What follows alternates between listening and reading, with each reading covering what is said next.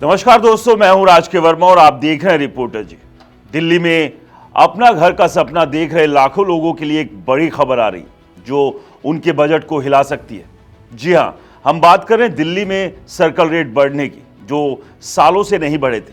जरा सोचिए, आप मेहनत करके पैसे जोड़ रहे हैं, दिल्ली की चमचमाती कॉलोनी में एक छोटा सा फ्लैट या प्लॉट लेने का ख्याल देख रहे हैं और अचानक सरकार कहती है अब प्रॉपर्टी रजिस्ट्री महंगी हो जाएगी, स्टैंप ड्यूटी और रजिस्ट्रेशन चार्जेस बढ़ेंगे और आपका वो सपना थोड़ा दूर चला जाएगा।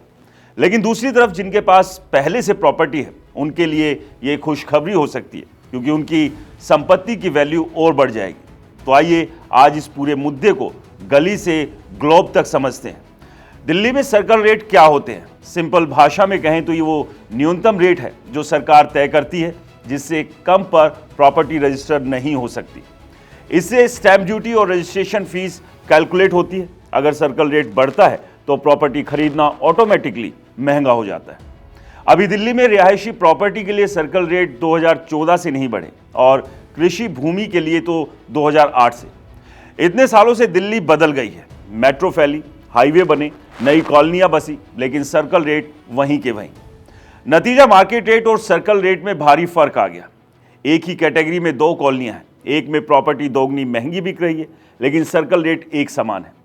ये असमानता दूर करने के लिए अब सरकार एक्शन में है। हाल ही में दिल्ली के जिलों की संख्या 11 से बढ़ाकर 13 कर दी गई और सब डिवीजन भी बढ़ गए हैं।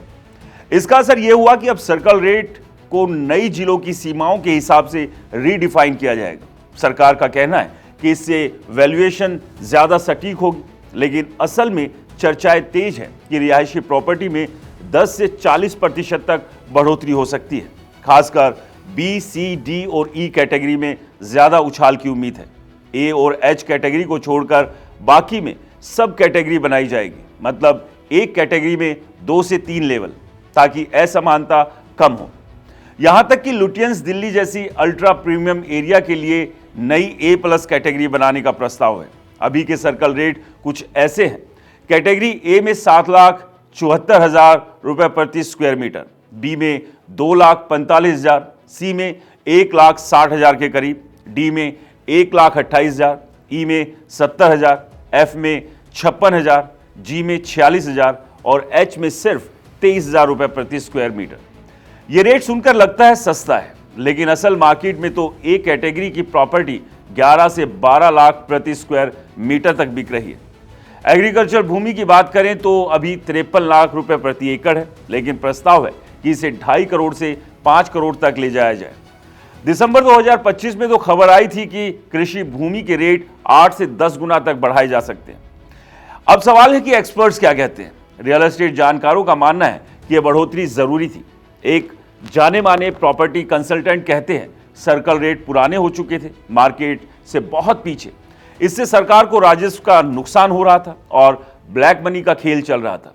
अब रेट बढ़ने से ट्रांसपेरेंसी आएगी, लेकिन शॉर्ट टर्म में होम बायर्स को झटका लगेगा। मिडिल क्लास फैमिली जो दिल्ली में घर लेने का सपना देख रही है, उन्हें इंतजार करना पड़ सकता है या बजट बढ़ाना पड़ेगा। दूसरी तरफ निवेशकों का कहना है कि लॉन्ग टर्म में प्रॉपर्टी वैल्यू बढ़ेगी, तो ये अच्छा मौका है पहले खरीदने का। लेकिन आम आदमी की चिंता यह है कि महंगाई पहले से कमर तोड़ रही, ऊपर से प्रॉपर्टी महंगी, घर का सपना कब पूरा होगा। दिल्ली सरकार कमेटी बना चुकी है, पब्लिक से सुझाव मांगे गए और जल्द फाइनल डिसीजन आएगा। जिलों के रीऑर्गेनाइजेशन के बाद लागू करने में थोड़ा टाइम लग सकता है, लेकिन देर सवेर ये बदलाव आएगा। दोस्तों, अगर आप दिल्ली में प्रॉपर्टी लेने की प्लानिंग कर रहे हैं तो अभी चेक कर लीजिए अपनी लोकेलिटी का कैटेगरी और रेट। शायद ये आखिरी मौका हो सस्ते में रजिस्ट्री कराने का। आपको क्या लगता है, ये बढ़ोतरी सही है या सरकार को मिडिल क्लास को राहत देनी चाहिए? हमें कमेंट्स में बताइए। और दिल्ली और रियल एस्टेट की इसी तरह की अपडेट्स के लिए हमारे चैनल रिपोर्टर जी को सब्सक्राइब करें, फॉलो करें और बेल आइकन दबाना बिल्कुल ना भूलें। नमस्कार।